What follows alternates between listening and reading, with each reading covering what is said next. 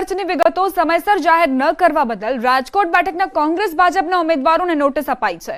ચૂંટણી પંચ દ્વારા ભાજપના ઉમેદવાર પરસોત્તમ રૂપાલા અને કોંગ્રેસના ઉમેદવાર પરેશ ધાનાણીને નોટિસ અપાઈ। બંને ઉમેદવારે ચૂંટણી ખર્ચનો હિસાબ સમયસર રજૂ ન કરતા નોટિસ અપાઈ છે। બંને ઉમેદવારોએ ખર્ચ રજૂ કરવા સમયની માંગ કરી છે। હિસાબની ચકાસણી આગામી 4 થી 4 તારીખના રોજ કરવામાં આવશે। अमूल फेडरेशन चेरमेन नो निर्णय दूध उत्पादकों मतदान करे ते माटे नवी पहल अपनावाई। 1 लीटर दूध पर 1 रूपियो वधु अपाशे। मतदान नु निशान बताव्या बाद रकम मळशे।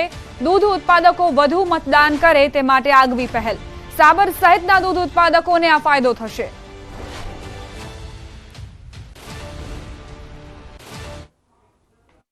7મી તારીખે લોકસભાની ચૂંટણીનું પર્વ ઉજવાઈ રહ્યું છે। એ પ્રસંગે અમારા પશુપાલક મિત્રો મતદાન વધારે કરે તેના માટે જે પશુપાલક છે એ સવારે મતદાન કરી 7 થી 10ના ગાળામાં અને સોજે દૂધ ભરવા ટાઈમ મારા પરિવારે મતદાન કર્યું એ મંડીની અંદર બતાવશે તો 1 લીટરે 1 રૂપિયો બે પ્રોત્સાહિત આપવા માટે આગળ વધવાના છીએ દૂધ સંઘ અને ફેડરેશન માટે। આ જાહેરાત સાહેબ સાબર ડેરી પૂરતી કાકા ફેડરેશન માટે दूध सागर डेरी जाहेरात प्रति लीटरे 1 रूपिये इंसेंटिव मळशे। मतदान करनार पशुपालक ने 1 रूपियो आपशे। डेरी साथे जोड़ायेला पशुपालको माटे जाहेरात। मतदान कर्यानुं निशान बतावनार ने लाभ मळशे। मतदान जागृति माटे दूध सागर डेरीए आ पहल करी छे।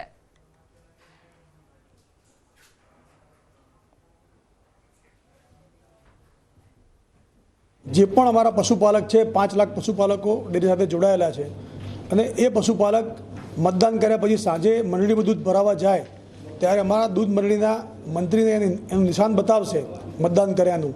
એટલે એ દિવસે એને જે દૂધ ભરાયું છે આખા દિવસમાં એ બધા જ દૂધ ઉપર પ્રતિ લીટર 1 રૂપિયો ઇન્સેન્ટિવ આપવાનું નક્કી દૂધ સાગર ડેરીએ કર્યું છે। मतदान करवू ए दरेक नागरिकनी फरज छे। चूंटणीना दिवसे फरज पर रहेला कर्मचारीओ पोताना मताधिकारनो उपयोग न करी शकता होवाथी तंत्र तरफथी खास बेलेट पेपरनी सुविधाओ कराई छे।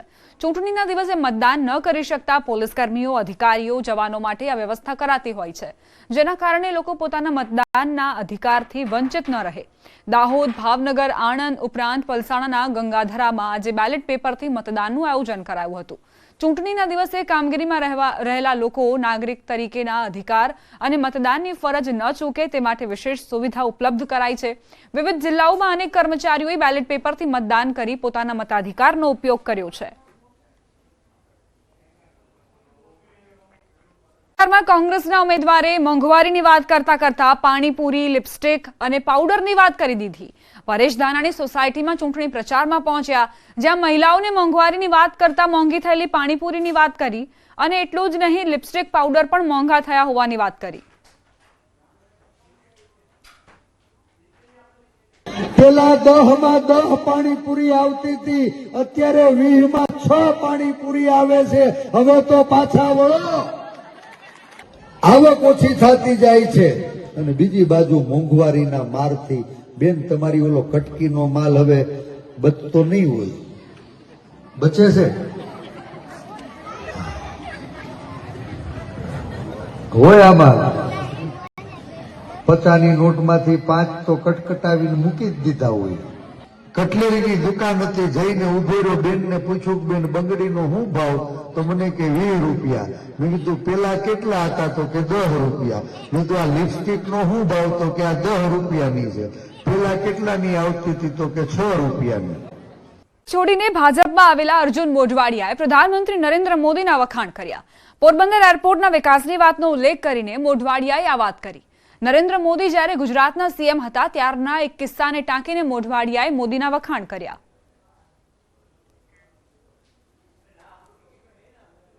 प्रफुल्ल पटेल जी के सामने तो आप भी हमारा एयरपोर्ट का रनवे की लेंथ है वो 1300 मीटर है, इसलिए बड़ा प्लेन जो है यहाँ लैंड नहीं कर सकते।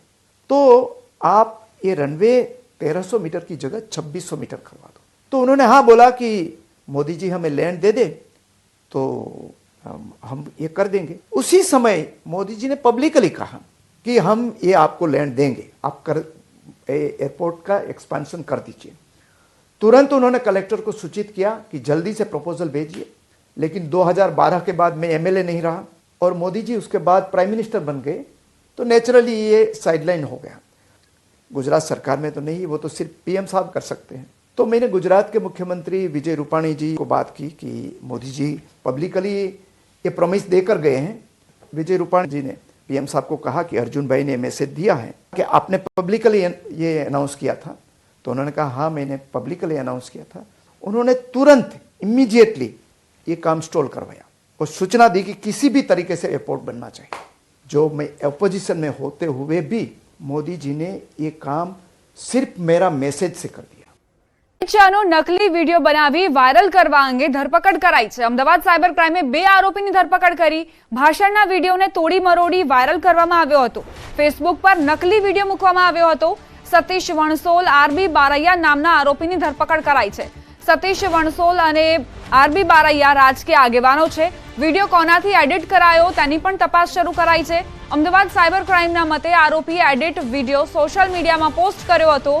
જો કે કોણે એડિટ કર્યો તે અંગે તપાસ ચાલુ છે। તેલંગાણામાં અમિત શાહની સભા હતી તેનો નકલી વિડીયો બનાવી વાયરલ કરાયો હતો। પોલીસના મતે બંને આરોપીઓના બેકગ્રાઉન્ડ રાજકીય છે અને હાલમાં બંને આરોપીઓના ફોન એફએસએલમાં મોકલાયા છે।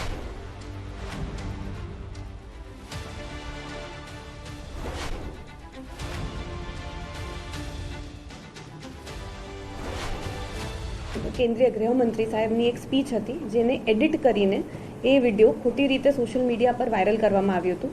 એમાં 2 પ્રોફાઇલ હોલ્ડર મુખ્ય એક સતીશ વનસોલા કરીને એમના ફેસબુક પ્રોફાઇલથી અને એક પ્રોફાઇલ હોલ્ડર રાકેશભાઈ બારિયા એમને પોતાના ફેસબુક સોશિયલ મીડિયા હેન્ડલથી આ એડિટેડ વિડીયો વાયરલ કર્યો હતો। એડિટેડ વિડીયો એમને પોતાના સોશિયલ મીડિયા હેન્ડલથી પોસ્ટ કર્યો છે। જે વિડીયો એડિટ કરનારની હજી આપણે તપાસ ચાલુ છે। એમને વિડીયો કયા માધ્યમથી મળ્યો હતો, એમને ગ્રુપ વોટ્સએપ ગ્રુપના માધ્યમથી મળ્યો હતો, પણ એમાં હજી આપણે આગળ તપાસ કરીએ છીએ કે આ કઈ રીતનો વિડીયો એમને મળ્યો છે। એક સતીશભાઈ વનસોલા કરીને છે જે મૂળ પાલનપુરના છે અને રાકેશભાઈ બારિયા કરીને છે જે દાહોદના છે, લીમખેડાના। અને બંને જણ પ્રથમ દ્રષ્ટિએ પ્રાથમિક તપાસમાં રાજકીય સાથે જોડાયેલા છે। હજી અમે આગળ એમના બેકગ્રાઉન્ડની તપાસ કરી રહ્યા છીએ। ફેક વિડીયો વાયરલ કરવાના કેસમાં ધરપકડ કરાયેલો સતીશ વણસોલા રાજકીય બેકગ્રાઉન્ડ ધરાવે છે તેવા આરોપ પર ધારાસભ્ય જિગ્નેશ મેવાણીએ પ્રતિક્રિયા આપી છે। સાંભળીશું।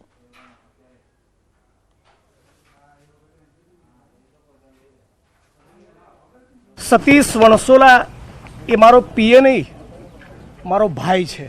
હું કોઈ પણ સોશિયલ મીડિયામાં ફરતી ફેક પોસ્ટ, ફેક વિડીયોનો ક્યારેય સમર્થક હોઈ શકું નહીં, પણ આ સિલેક્ટિવલી અમુક માણસોને ટાર્ગેટ કરવામાં આવી રહ્યા છે અને એક સામાન્ય પરિવારના દીકરાએ શરત ચૂકના કારણે આવી પોસ્ટ ફેસબુકમાં મૂકી દીધી એટલે એને ટાર્ગેટ કરવામાં આવી રહ્યો છે। સતીશભાઈ એ 6 વર્ષથી મારી સાથે જોડાયેલા છે અને મને બહુ ગૌરવ છે, બહુ બાહોશ છોકરો છે, એકદમ નક્ષિક, પ્રમાણિક અને ઈમાનદાર છે। બાવાળા સંકલન સમિતિ પર ભડક્યા છે। મહિલા આગેવાને સંકલન સમિતિને ટકોર કરી સમાજની આબરૂ જશે તો 5 તત્વોને બંગડી પહેરાવીશ। સંકલન સમિતિએ મને સાઇડલાઇન કરી હતી, મેં કોઈ પાસેથી પૈસા નથી લીધા।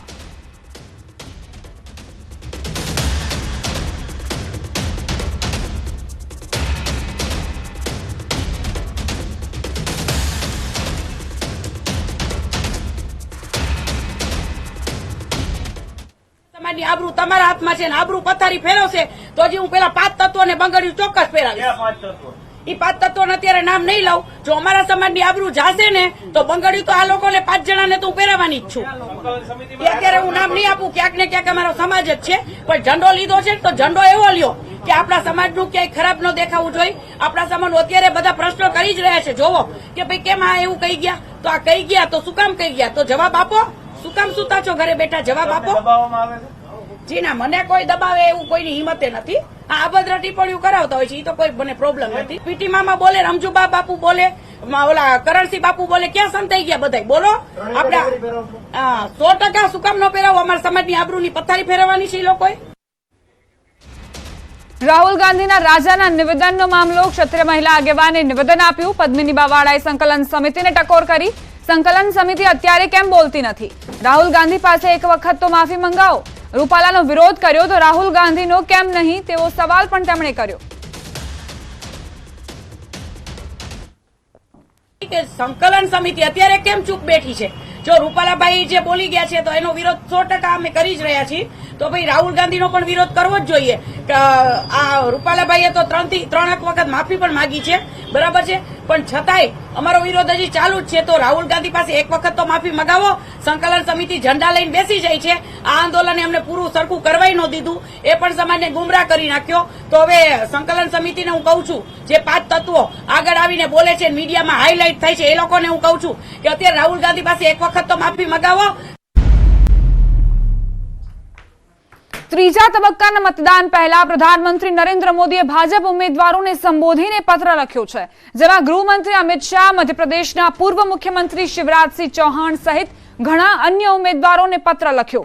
પીએમ મોદીએ અમિત શાહને ઉદ્દેશીને પત્રમાં લખ્યું કે કેન્દ્રીય મંત્રીના રૂપમાં અનેક મહત્વપૂર્ણ નિર્ણયોમાં મહત્વની ભૂમિકા નિભાવી છે. તમે સંસદમાં એક ઉત્કૃષ્ટ વક્તા રહ્યા છો અને જટિલથી પણ જટિલ મુદ્દાઓને સ્પષ્ટ રૂપે સમજાવવામાં સક્ષમ રહ્યા છો. પ્રધાનમંત્રી મોદી સતત ભાજપ ઉમેદવારોને પત્ર લખીને સંવાદ કરી રહ્યા છે.